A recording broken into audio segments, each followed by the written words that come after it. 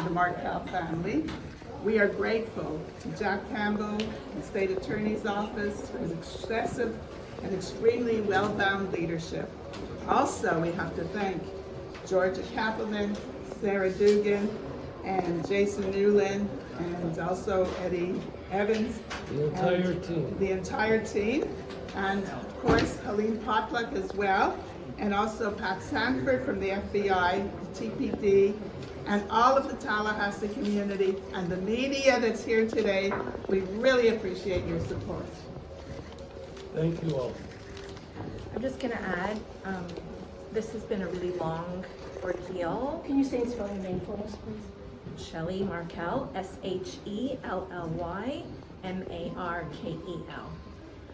I was just going to say that this has been a really long and terrible ordeal for all of us. It's taken a long toll on our lives, and there's a real sense of relief today. And I want to just reiterate all of the thanks for the support and all the work and all the effort that got into bringing us to this date, to law enforcement and the state's attorney's office, the whole team behind it. To all of you. To all of the media that's really helped keep this story alive and brought forth this day, and to the Tallahassee community that's been with us every step of the way. We're really, really grateful. Thank you.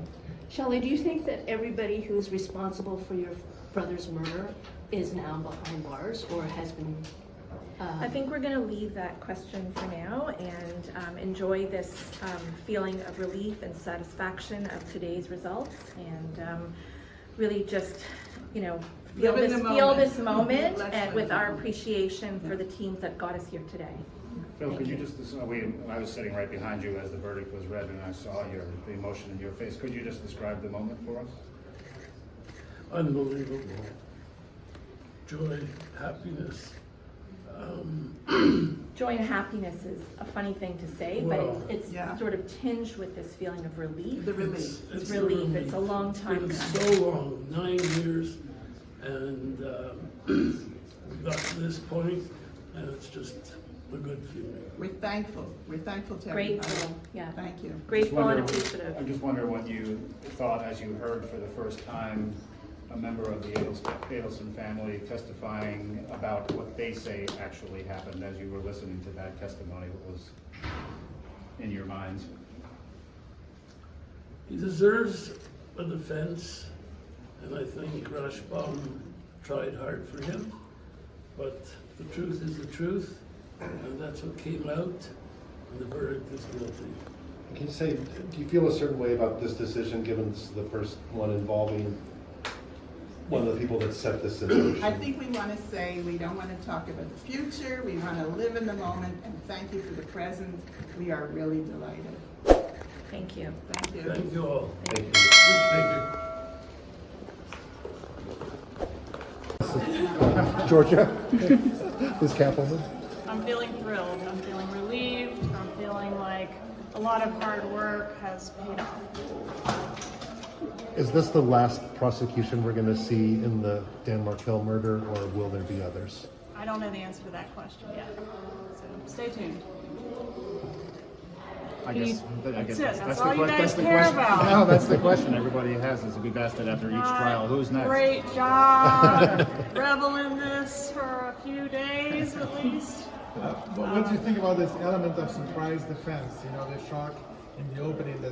Was that anticipated in any way?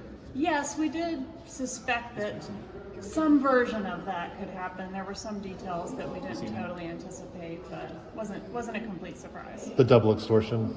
Yeah, well, not the double extortion, but that it could be some form of blackmail. We knew he had to own the payment, and that there was going to be some version of I had to pay under duress. So not the details of the layered extortion, but some version of it. You mentioned in your closing you were kind of expressing concern that the jurors could be confused by some of the evidence and some of what the defense was saying.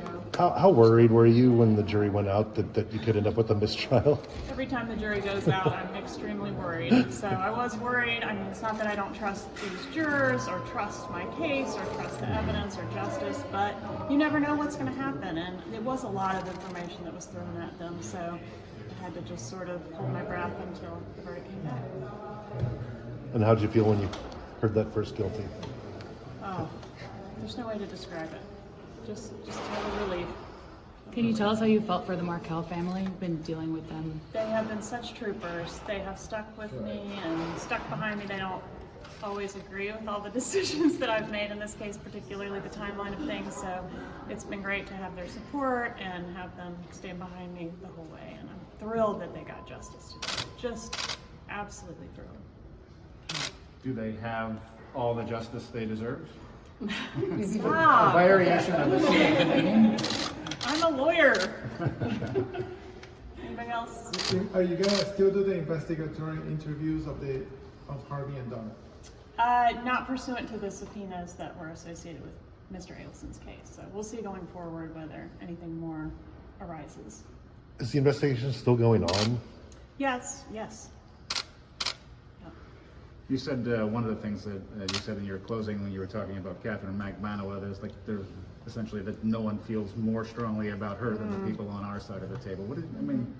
You're putting somebody on there who you put on trial twice, and now saying that everything she said in that other trial was a lie. How is that? So, can you just describe what that's like to have to deal with a witness of that? Yeah, with that unfortunately, baggage? we don't get to pick our witnesses. A lot of times our witnesses are culpable or guilty in the crimes, and we have to own that. We can't hide from it, and that's what I attempted to do with her, was put her on there, have her tell the truth, and own the fact that she told many lies before. What would your response be to some of the doubt that was cast on this case that the state presented? Was there?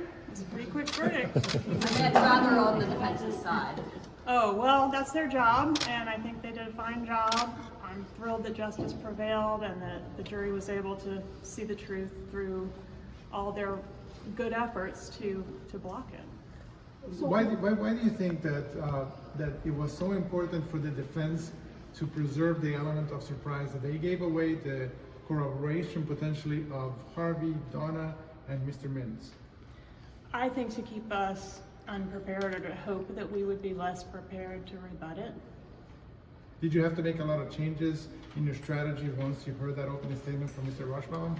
We made some adjustments. I wouldn't say a lot of big changes. The truth is not going to change, right? I mean, you're going to pull out some additional materials to try to push back against whatever it is they're alleging, but the truth isn't going to change.